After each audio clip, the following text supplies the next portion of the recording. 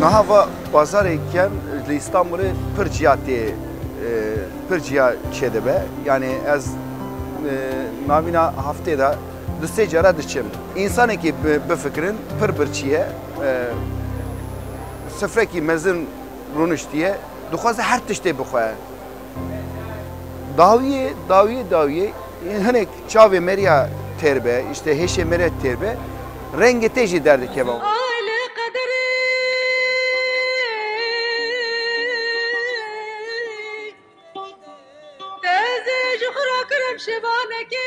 Rengimiz şiser plak, purtuk kem,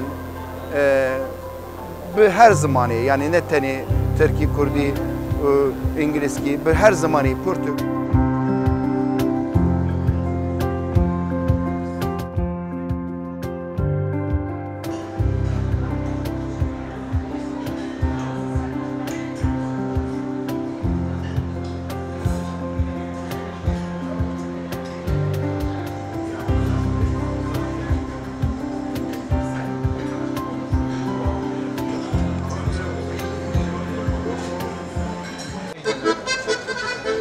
Ben de öyle değilsin.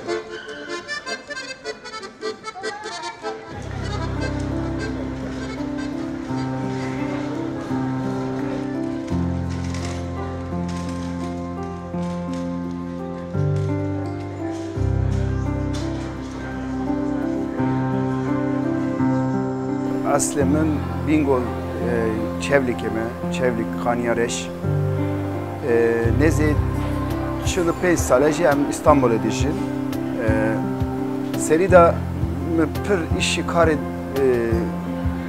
din çeker yani karı belki din tekstili de şukulayım ama vay işe bu zarukti da bu xwendinê dest pêkir toza wê pirtûkê eşyayê kem carek nekeve pozê meriya dema ket tu pêsira xwe nikarî xilas kî yani ew tu wî berdî jî ew te bernade yani çi bikim ez her tim ji pirtûkan plak eşyayê kem antîqa her tim ez yani çavê min hep wana digere.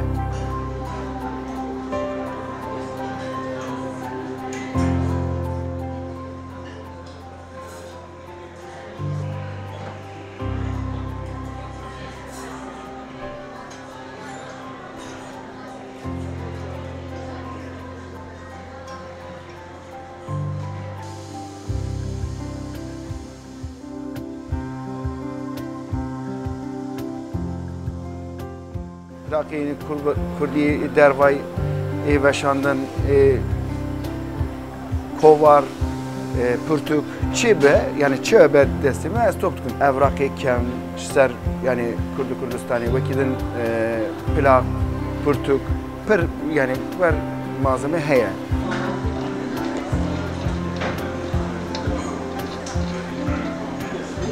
When I find myself in time trouble, Mother Mary comes to me, speaking words of wisdom, let it be.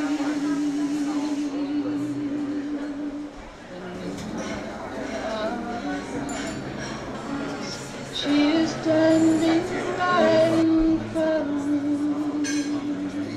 speaking words of wisdom, let it be. When I find myself in times of trouble, Mother Mary comes